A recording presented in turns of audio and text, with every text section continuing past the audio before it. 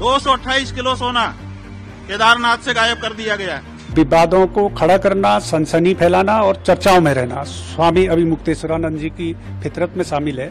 आज तक कोई जांच तक नहीं बैठाई गई, कौन जिम्मेदार है? कांग्रेस के एजेंडे को आगे बढ़ाने के लिए अगर वो कार्य कर रहे हैं तो ये बेहद दुर्भाग्यपूर्ण है। स्वामी अभिमुक्तेश्वरानंद ने कुछ दिन पहले ये दावा किया था कि केदारनाथ मंदिर के गर्भगृह से 228 किलो सोना गायब हो गया है। उनके इस आरोप को विपक्षी दल भाजपा सरकार के खिलाफ बड़ा मुद्दा बना रहे हैं और केंद्र व राज्य की भाजपा सरकारों पर हमलावर हैं। इस मामले में अब बद्री केदारनाथ मंदिर समिति के अध्यक्ष अजेंद्र अजय ने तीखी प्रतिक्रिया व्यक्त की है। उन्होंने कहा है कि यदि शंकराचार्य अपने आरोपों को साबित नहीं कर सकते तो उन्हें अनावश्यक विवाद खड़ा करने का कोई अधिकार नहीं है। देखिए, एक संत के रूप में मैं स्वामी अभिमुक्तेश्वरानंद जी का बेहद सम्मान करता हूँ, किंतु आप भी जानते हैं कि स्वामी अभिमुक्तेश्वरानंद जी की सुबह शाम लगातार प्रेस कॉन्फ्रेंस करते रहते हैं और इतनी प्रेस कॉन्फ्रेंस तो शायद राजनेता भी नहीं करते होंगे जितने स्वामी अभिमुक्तेश्वरानंद जी करते हैं। और विवादों को खड़ा करना, सनसनी फैलाना और चर्चाओं में रहना स्वामी अभिमुक्तेश्वरानंद जी की फितरत में शामिल है। उन्होंने केदारनाथ जी को लेकर के, केदारनाथ धाम में सोने के गायब होने को लेकर के जो बयान दिया है बेहद दुर्भाग्यपूर्ण है। और मैं स्वामी अभिमुक्तेश्वरानंद जी से अनुरोध भी करना चाहता हूं और उनको चैलेंज भी करना चाहता हूं कि वो तथ्य लाएं सामने, साक्ष्य लाएं और उसके साथ में वो सक्षम अथॉरिटी के समक्ष जाएं और सक्षम अथॉरिटी के सामने तथ्य प्रस्तुत करें, जांच के लिए मांग करें। और अगर उनको किसी सक्षम अथॉरिटी पर भरोसा नहीं है तो सुप्रीम कोर्ट जाएं, हाई कोर्ट में जाएं, जनहित याचिका दाखिल करें और उसके जांच की मांग करें अगर उनके पास वास्तव में किसी प्रकार के कोई साक्ष्य हैं। और नहीं तो बेवजह किसी प्रकार के विवाद खड़ा करना, केदारनाथ जैसे धाम पे की गरिमा को और उसके जो महत्ता है उसको ठेस पहुंचाने का स्वामी अभिमुक्तेश्वरानंद को बिल्कुल भी अधिकार नहीं है।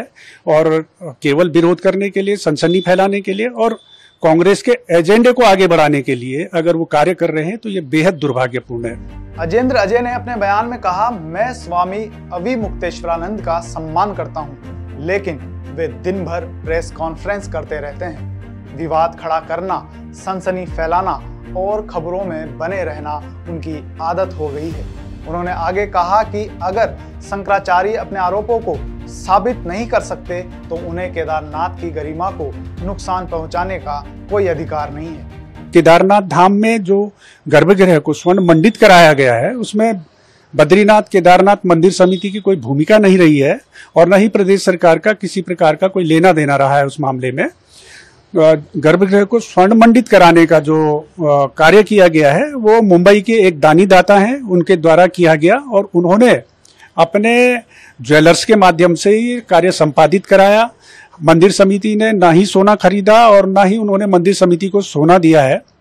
उन्होंने स्वयं के माध्यम से, स्वयं के कारीगरों के माध्यम, स्वयं के ज्वेलर्स के माध्यम से कार्य संपादित कराया। और उनके बारे में, उन दानी दाता के बारे में यह भी कहना चाहूंगा, मैं बताना चाहूंगा आपके माध्यम से कि उन्होंने देश के तमाम मंदिरों में स्वर्ण के कार्य कराए हैं। उनमें काशी विश्वनाथ से लेकर, सोमनाथ से लेकर के, मुंबई के सिद्धि विनायक से लेकर के, अयोध्या में राम मंदिर में, और इससे पूर्व उन्होंने 2005 में बद्रीनाथ में भी ये कार्य कराया था।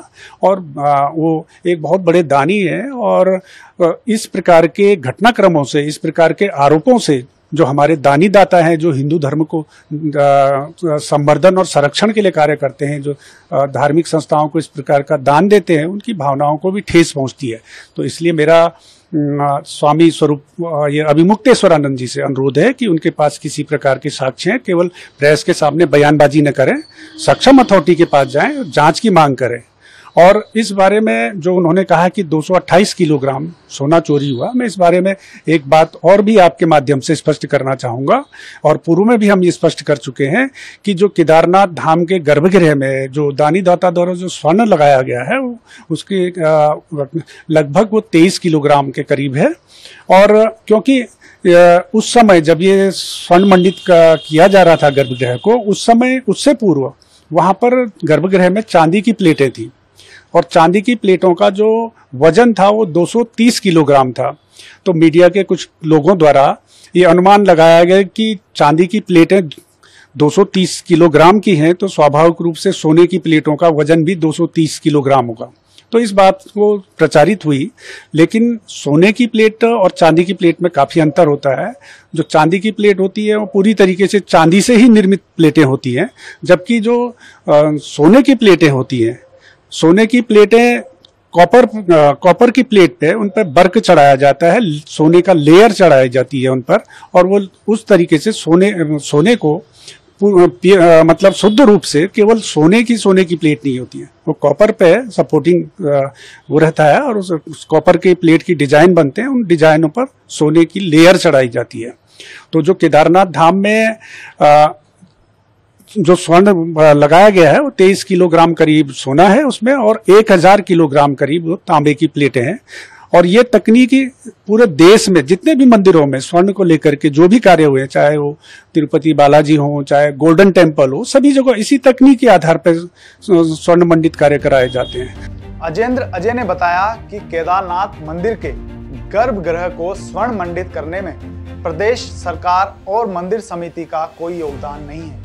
इस कार्य को एक दानी दाता ने अपने ज्वेलर के माध्यम से करवाया था, जिसमें लगभग 23 किलो सोना और 1000 किलो तांबे की प्लेटों का इस्तेमाल हुआ था। उन्होंने यह भी बताया कि पहले गर्भगृह में 230 किलो चांदी की प्लेटें लगी थी और सोने की लेयर तांबे की प्लेटों पर चढ़ाई गई हैं। देश भर में जिस मंदिर को भी स्वर्ण मंडित किया गया है, सब में तांबे की प्लेटों पर ही सोने की लेयर चढ़ाई गई है। सिर्फ विवाद पैदा करने के लिए इस तरह की अफवाह फैलाई जा रही है कि 228 किलो सोना गायब हो गया। यह मामला सबसे पहले जून 2023 में सामने आया था, जब केदारनाथ धाम के मुख्य पुजारी संतोष त्रिवेदी ने आरोप लगाया था कि मंदिर के गर्भगृह की दीवारों पर 125 करोड़ रुपए का सोना मढ़वाया गया था और अब यह पीतल में बदल गया है। उस समय भी मंदिर समिति ने इन आरोपों को झूठा बताते हुए इस मंदिर प्रबंधन को बदनाम करने की साजिश करार दिया था।